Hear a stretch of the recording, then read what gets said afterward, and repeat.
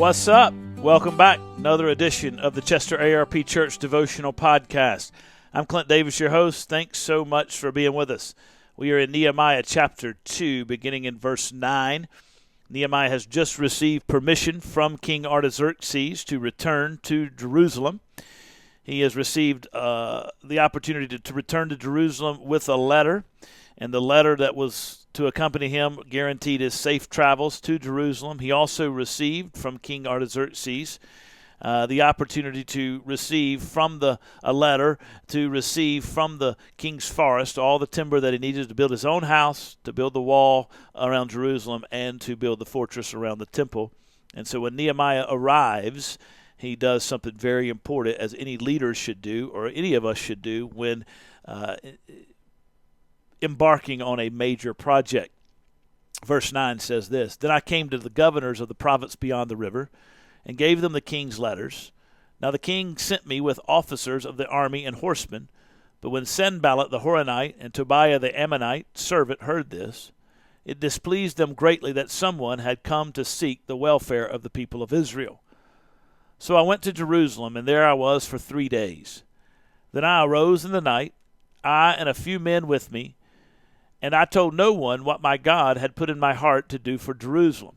There was no animal with me but the one on which I rode. I went out by night by the valley gate to the dragon's spring and to the dung gate, and I inspected the walls of Jerusalem that were broken down, and its gates that had been destroyed by fire. Then I went to the fountain gate and to the king's pool, but there was no room for the animal that was under me to pass.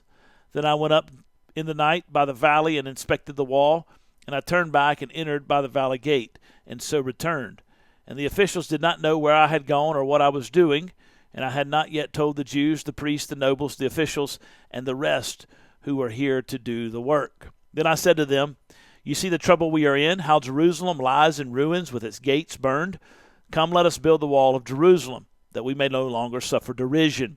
And I told them of the hand of my God that had been upon me for good, and also of the words that the king had spoken to me. And they said, Let us rise and build the wall. So they strengthened their hands for the good work. But when Sanballat the Horonite and Tobiah the Ammonite servant and Gesem the Arab heard of it, they jeered at us, despised us, and said, What is this thing you are doing? Are you rebelling against the king? Then I replied to them, The God of heaven will make us prosper, and we his servants will arise and build, but you have no portion or right or claim in Jerusalem. So Nehemiah wisely here decides that he is going to say nothing to anyone about what he is there to do.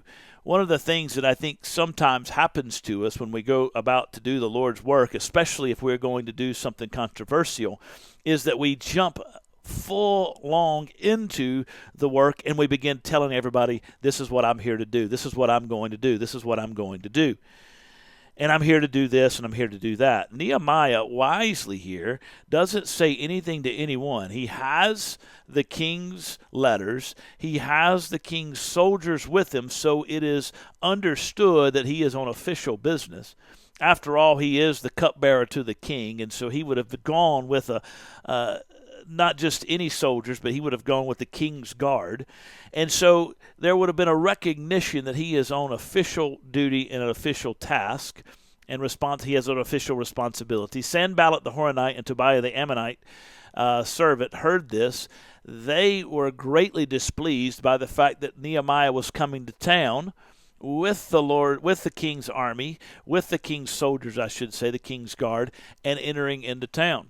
When Nehemiah gets to town, he arose at night, takes a few men with him, and he goes around the city of Jerusalem inspecting the walls. He didn't tell everybody why he was there. Nobody knew why he was there. It wasn't until after he had inspected the walls and had time to develop a plan of action that he began to broadcast the reason for which he was there. That is a very important point and very wise.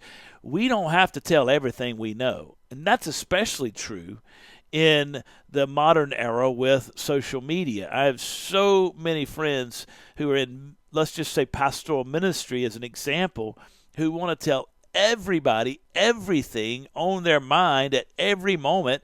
and they don't keep anything to themselves. And then they get exposed because they haven't put together a plan, because things don't go the way that they think they should go or the way they had hoped they would go. They have some opposition, and big issues come as a result of their big mouths telling everybody everything from the very beginning. And that's true not just for people in ministry, that's true for all kinds of people. And I've struggled with it too. We all do. But what we are to do, what we should do when we're granted a task or given a task by God, we should evaluate what it is, evaluate what the current situation is, what the current circumstances are, the current predicament is, begin to address and develop a plan to address that situation to improve and to accomplish what the task we've been given.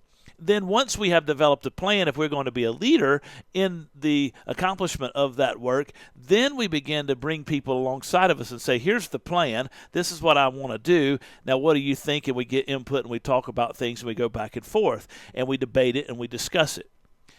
But you don't have to tell everybody everything at all times. Nehemiah kept it to himself. He evaluated. He planned.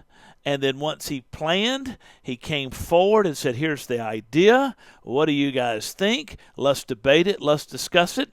And then they were able to accomplish great work because of the way Nehemiah began the process and established the plan from the very beginning. Great wisdom for any of us in leadership, but also just in life. We don't have to tell everybody everything. We can keep and work through things and develop a plan and accomplish something great because we've paused, we've planned, and we've had the opportunity to get other people on board because we have put something on the table for people to discuss. You guys take care. God bless you. I'll see you next time.